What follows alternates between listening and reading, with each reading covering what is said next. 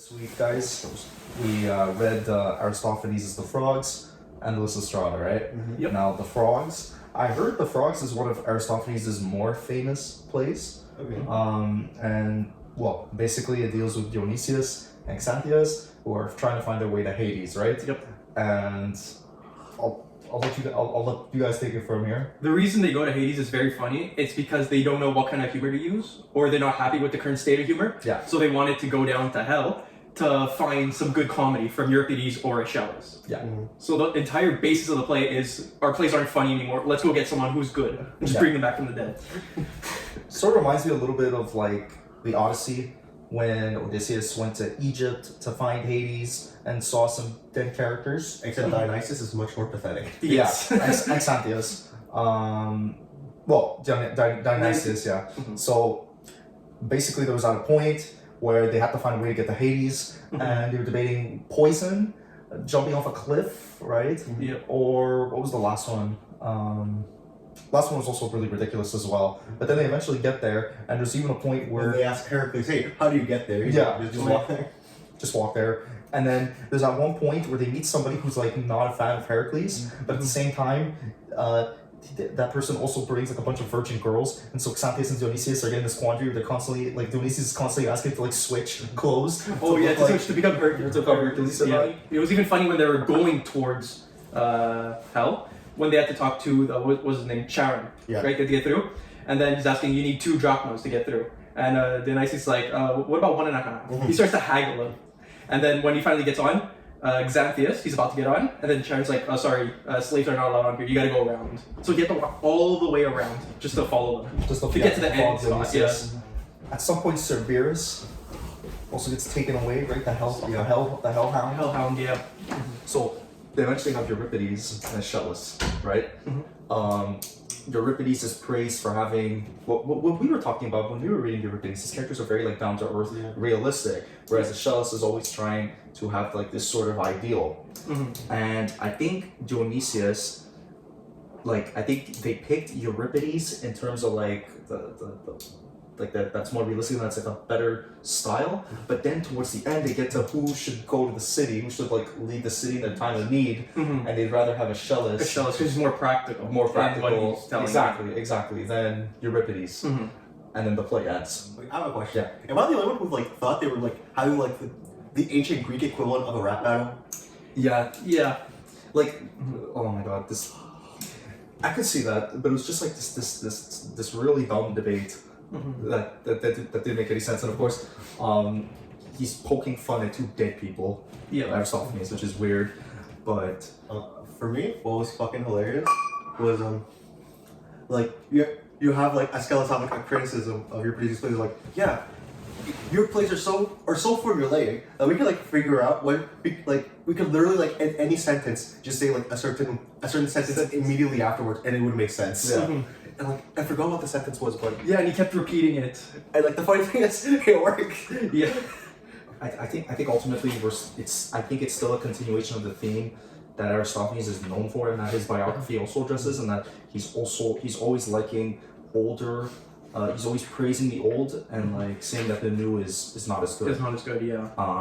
So more like a kind of conservative, nostalgic sort of vibe to his plays, and I think that's still a continuation of that. Especially since Aeschylus is a generation older than Euripides, and also Aeschylus is, when in his playwriting, was always trying to show a standard, a gold standard, an idealized version of the characters, which I think Aristophanes was always down for. He was idealizing like the veterans, for example, in one of the plays. I think it was like knights, where he was venerating like the old veterans who fought at like the Battle of Marathon or against the Spartans. So he's always having these conservative ideals, and I think you're picking Aeschylus over Euripides, especially in regards to control of the city of Athens. He's essentially saying old values is what's needed for Athens. Yeah, that's it.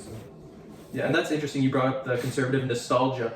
Maybe not from a political standpoint, but nowadays, if you look at maybe movies or music, we see that a lot, right? Where a lot of people, they love the 80s music, so they try to do stuff with that.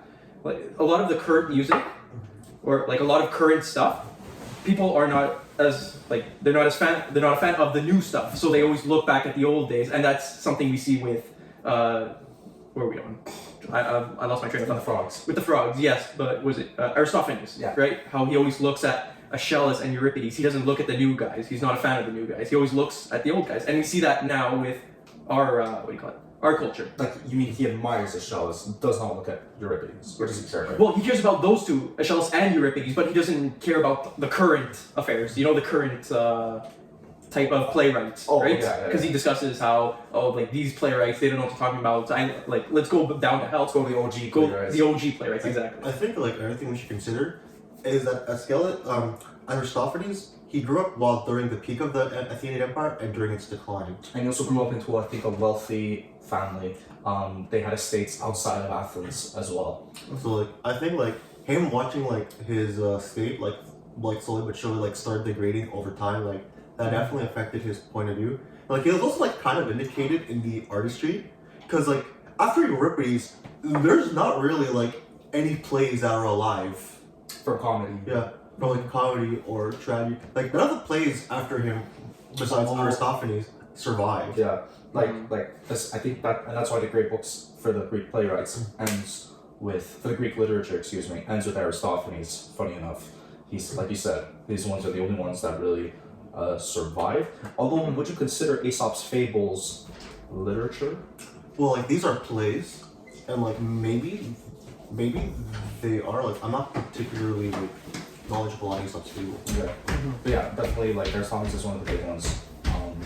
That was one of the last, to survive to the present day. And it, like what you were saying, Dylan, it's almost equivalent to when you go and, let's say you go to YouTube and you watch 80s songs on YouTube, and the comments are always, oh, today's music is always about sex, drugs, etc. This is nice, good old music. Good old fashioned. That doesn't talk about any of that stuff, and it's still good. It's that kind of is what that reminds me of. Anything about the comedy in particular in this one that you guys found intriguing? I guess in regards to Dionysius and Xanthias, the dynamic. I think it's like Dionysus is like purposefully portrayed as like incompetent, like pathetic. Yeah. And like that might also be a dig at like Athenian society as well. Cause like he's kind of like a stand-in for them. I can get for me. Like he clearly like wants to do good for the city, but like he's like purposefully not good at it. And like I think like there's also like the contrast with Xanthias, where like he's the slave. Yeah. But like he's like much more competent. He's much more witty. He's much more intelligent than Dionysus. And like that could be like a commentary on like how Athens like putting like people in power who really have no business being there. Or incompetent. So maybe you could say that Dionysius represents the leadership of Athens, and Xanthias represents the people. Yeah. You could say. Yeah. Like, maybe not the people, but like maybe the intellectuals or Yeah, like Aristophanes' class that he would be down with. Yeah. Yeah, I could definitely see that. The constant outfit switching was funny in my opinion. But why would Aristophanes portray him going to Hades? I mean, yes, to get Euripides or Aeschylus, but I guess again that goes into that conservative thing. He thinks that going to the past will resolve what's happening today in the present. Yeah. Well, I do think like like his kind of thinking was maybe correct because like back then like it's not like today where like there's like scientific discoveries like every 5 minutes or something. Yeah. Like technology progressed like really slow that like probably like not even like they don't even have science. They even have an established like scientific method. Aristotle and Plato haven't even showed up yet, and they sort of started a foundation in Western science. But sorry, and even then like it took like centuries afterwards to have like a proper scientific method. Yeah. So like probably like still things probably like roughly stayed the same like through a person's life. So like he probably like has that indication like, well, if things like are staying the same, well, why are we putting these really incompetent people who really have no business being there? And maybe they're the reason for Athens' decline as well. If we had kept some of our old values, if we had kept it the way it was when we were an empire, we would have stayed an empire. Yeah. Yeah. We would stay glorious and wealthy and prosperous. Yeah. Like I'm not sure how he feels about empire since he's also like very, very anti-war as well. Yeah, he's very populist. He is more likely to criticize Athenian government officials for the decline of Athens as opposed to the Spartans or outside countries. he's not taking a more like what the Nazis and the fascists do, which is they tend to blame a country's poverty or degradation on outside groups. Well, it could also be the case that like Athens doesn't know much about Spartans, because well, the only records we have of Sparta are from Xenophon, and like he's like the only one who actually knew anything about them. He's the one who knew how their society worked. Like, I doubt the average Athenian knew how it worked. Damn, we have no surviving records from Spartans. Like the thing we have best is Xenophon. Like obviously, I'm pretty sure like there are like letters or like documents that survived, but like in terms of like how their society worked, the Xenophon is probably the best bet. Wow. Okay. Do you think other than the political support of the old ways of doing things that in any way communicates another message? In terms of another message, I thought it was interesting. So we discussed how Dionysius, he's seen as the incompetent leader, right? Like kind of represents the Greek government back then. Him picking Aeschylus, do you think that it has some kind of connotation like Aeschylus, it was, what do you call it? He was ideal for the, the government, right? But if he's seen as, if the government is seen as inept, do you think that picking Aeschylus would be the wrong choice? Maybe Euripides was a better choice if it was the populace choosing. If it was Xanthias, you mean? Yes. Yeah. Kind of. Yeah. Because the idea is we keep saying that Dionysius, he represents the government, right? Where it's like the idea it's like, oh, it's an old bumbling fool, but he chooses Aeschylus. Do you think that has any significance? Or it could represent the gods themselves, because he's a god himself. But like, Either way, it's some sort of authority. But we like also see like Aristophanes is like much more willing in comparison to the other playwrights to like outwardly critique the gods. Yeah. Yeah. Like, but not be overtly atheist, because I forgot which play, but they were referencing probably the first atheist in Western thought, the Diagoras of Melos, and how he was exiled because of his atheism, and one of the characters in the play says that we should rightfully persecute him because of his atheism, and there wasn't any criticism or rebuttal in that. I think he's also acknowledging that the gods are like very flawed people as well. Yeah, very flawed, authoritarian. Like definitely, you could see that Aristophanes, even though ironically you would think people who champion old conservative ideals would also champion the idea of a strong authority over the populace. It's not the case. That's not the case. He's time and time again advocating that officials need to be accountable to the people and serve their interests. Athenian government officials, in particular, Cleon. It's funny how that after Cleon dies, he just doesn't rip on him anymore because he's not in government anymore. Yeah. Yeah. He's still I think he like still brings him up even after he's dead sometimes. Okay. It's ironic that even though he's championing these old school ideals, he cannot stand authority very much, or at least authority that abuses the power of the people, which he considers the gods to be that type of authority time and time again. And show because Euripides does not portray Dionysius. When we saw that Dionysius play of Euripides's, he wasn't portrayed as incompetent or inept. Maybe what he does is like clearly immoral, like sadistic, but competent, absolutely. And it's the opposite in this one. He doesn't do anything sadistic per se, Dionysius. He's just like you said, incompetent and a bumbling fool. Yeah. So yeah, I think. It's just weird. It's just weird that he would have an inference in his play criticizing an atheist, and yet he's heavily criticizing the gods. So I guess criticizing the gods is okay as long as you do not deny their existence.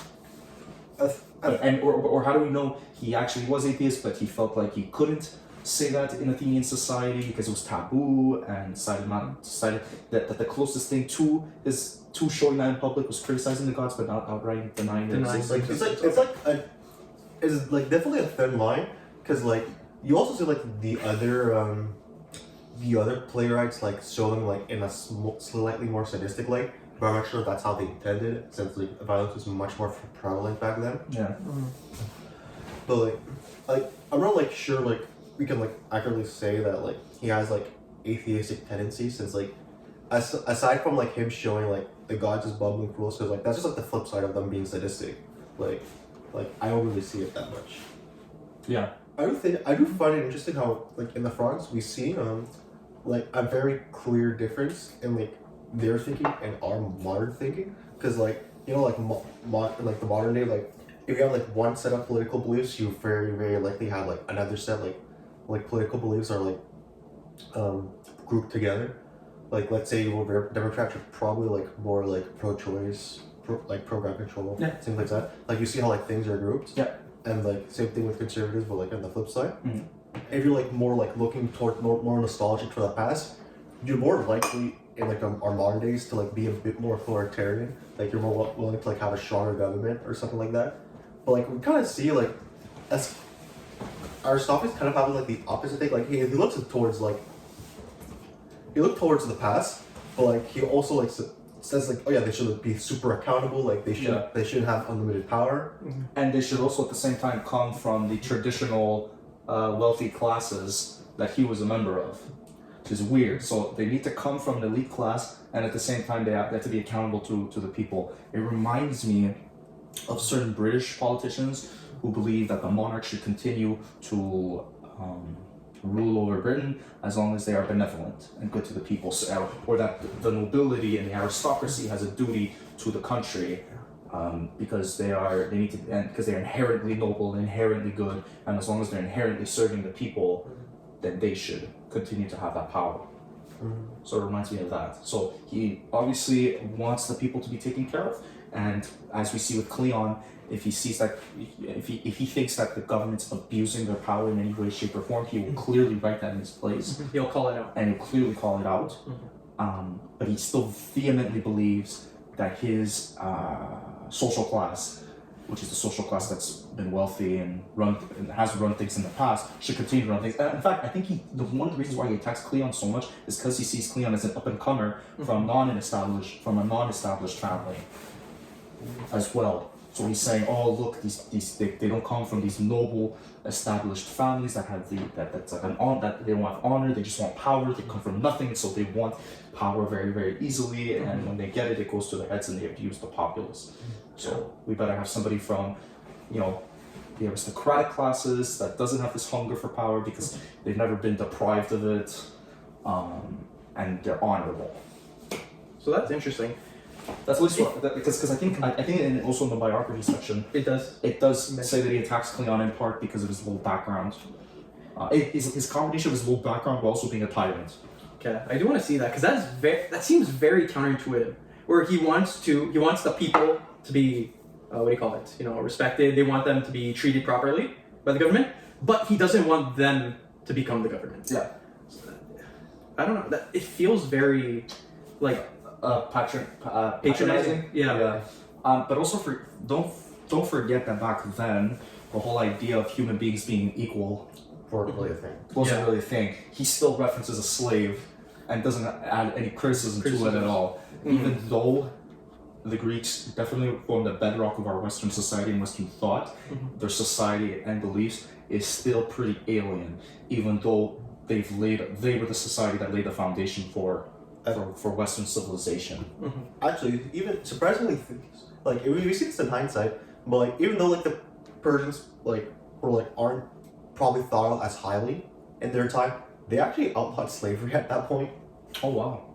Like Xerxes, like he didn't allow like more, like in his domain, like in the parts he had power, he outlawed slavery, and I'm like, that's like something to look at in hindsight. When like you see how even if like Athens is like technically democratic, it still doesn't have as good outcomes for their people, even in comparison to Persia, which is more authoritarian. But like they have like a literal king, but like they outlawed slavery. That's like something to look at in hindsight, I think.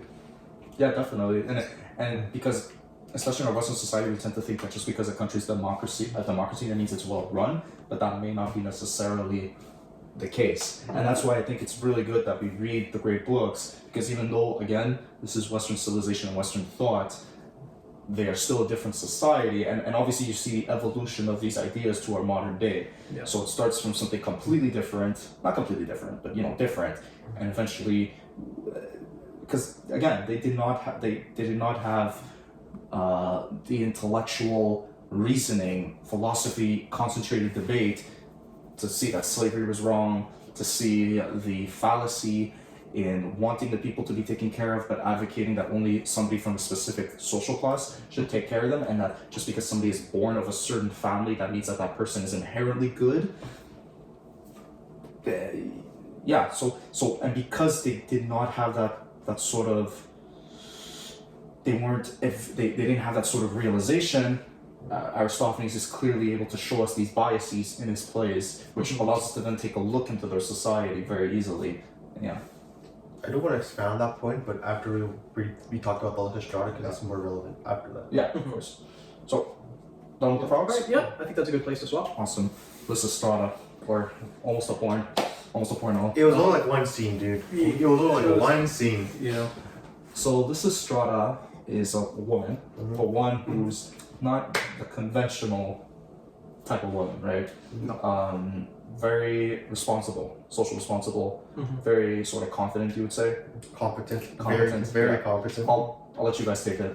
Yeah, she's like a woman who decides, yeah, this war's pretty dumb, and like we technically don't have power, but like, hey, we have to come to back. The men have to come back to us at some point. So like, let's just refuse to sleep with them until they stop this war, and it works. And it works. It does work. Oh boy.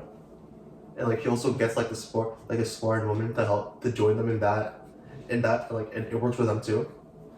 Oh, and the fact that that Aristophanes added with the Spartan women is, I guess, him also trying to explain that even though they're Spartan, they're still like us. They're just like us. They're the same society, with women who don't want their men fighting, and men who are just susceptible to Spartan men were just as susceptible to Spartan women as Athenian men to Athenian women. Again, showing that we're all sort of human, and again, going into that anti-war sort of vision that Aristophanes, I think, has. They brought back the Spartan accents when writing, which, oh boy, it's so annoying to read through. Like, It's like hillbilly we stuff. got used to it, but there's still something about it. It's a slog to get through because you gotta You gotta like figure out you have to like decode. You have to decipher what they're meaning. Exactly, yeah. And just the idea of women withholding sex in order to have peace is, I think, at the same time extremely comical. True, probably, if it were done in practice, if every woman in Athens declared themselves to be celibate until the war was over and taking on the Spartan side, it definitely would happen. Just, I think Aristophanes is also trying to communicate to us that maybe men have this impulse to go to war, but the impulse to procreate and make love might be a greater one. Stronger. Yeah. Like I think like this is like probably like the earliest point of like women's advocacy back then. Like I think that's the first thing, because like they're like if we can like look at every other play, like they're never like textually like, they're not like usually like seen as competent as like their own person, as like being able to like give good advice. Although we have seen that We've never seen it like explicitly acknowledged in the play. Like you usually have to say like in a metatextual sense, like with Helen, you'd have to say like, well, like technically no one in the story. She does blank, blank, blank, blank, and blank, but none of the characters ever acknowledges that she's that. Okay. Like this is like the one time where like the characters actively see how smart they are, and like have like, and she has like a very clear like, she has very like, you're supposed to look up to her. You're supposed to like, yeah, you shouldn't really be in war right now, and like it's a good thing she's stopping it, and no one else will do it, so she's got to do it. Yeah. Again, we could say that Aristophanes, even though he is also a product of a society, very much a forward thinker, which does make sense. I mean, he's a playwright. He has to be an educated individual, somewhat, correct, and thus holds some sort of progressive beliefs. Therefore, his portrayal of Lysistrata probably is the most what we would consider feminist out of all the Greek writers, right? I mean, Homer doesn't even acknowledge the women. It's mostly an adventure of the men. Aeschylus, not really. Sophocles, maybe with Antigone. Maybe like a little bit. Euripides, maybe with Helen, but again, metatextual sense. But this is one where like the characters, like you said, overlay. Sorry, for Euripides, did you also say Electra?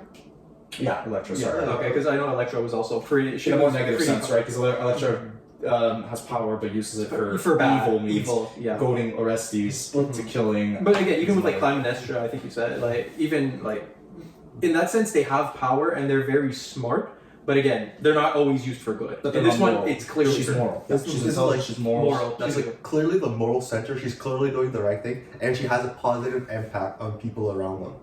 And like, I feel like that's interesting as well. Yeah.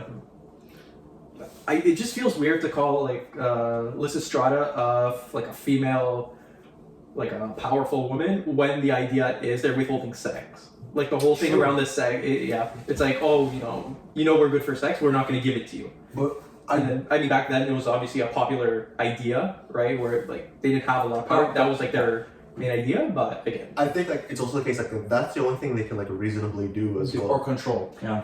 That's sorry. Yeah, like they can't vote. They can't even like go to war and not. But like they didn't have. That's literally like the only thing they could do. Like they didn't. You weren't even a citizen. Yeah. You had to be a male of a certain age. You had to have participated in war of a certain amount of years, and yet you definitely had to be a man from one of these established and your father had to have been a citizen as well. And you also have to have done, like I said, the military service. So your dad was a citizen. If you did not do the military service, you would not be eligible to vote either. So criteria is extremely small. I remember reading like when we were like in high school or elementary school or something that like only like 10% of the population actually had the right to vote as well. Yeah.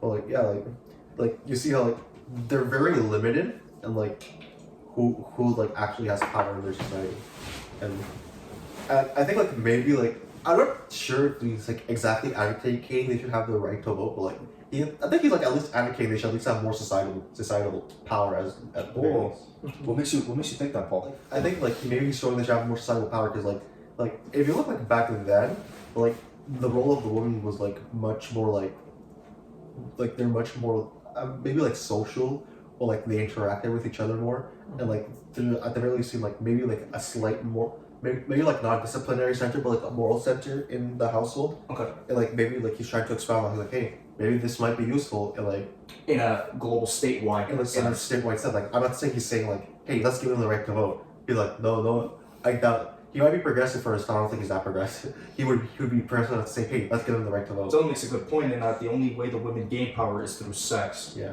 Through this subservient sort of way to get what they want, if that makes sense. Like they don't say, oh, men are listening to us, we're just gonna take control of the fucking government and force them. No, we need to withdraw sex. yeah. Right? Which is you show us advocating for women having the capacity for change, Yeah. which definitely sort of nudges them in like a self-determination. They could do what they want sort of direction, but not in the sense of them being, like you said, completely equal to men.